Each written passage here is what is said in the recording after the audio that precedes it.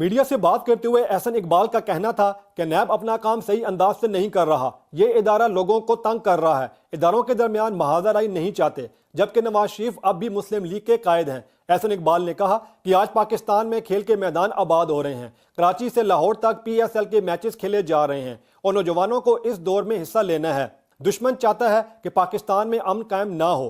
पाकिस्तान के खिलाफ दुश्मन कुव्वतें मुत्तहिद हो चुकी हैं, वो कुव्वतें पाकिस्तान को गैर मुस्तहकम करना चाहती हैं और बदकिस्मती से पाकिस्तान को बैरूनी खतरात का सामना है और हमारे खित्ते ने लड़ाई की जितनी कीमत अदा की उतना किसी ने नुकसान नहीं उठाया। वज़ीर दाखिला ने कहा कि आज इक़्तिसादी मुकाबले का दौर है। आज बैन अक़वामी मीडिया पाकिस्तान को अमर जंग इकॉनमी करार दे रहा है। तरक्की का अमन से गहरा ताल्लुक है। जहाँ अमन है उन मुल्कों ने तरक्की की। दुनिया में अमन कायम करने के लिए हमें वो इल्म हासिल करना है जिससे अमन की जानिब जाएं।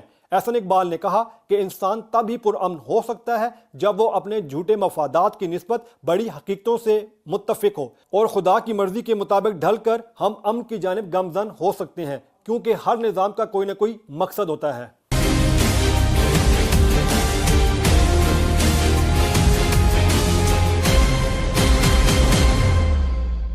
Please subscribe to Humsub TV and hit the notification icon on the screen to get the latest updates of our channel. Thank you for watching Humsub TV.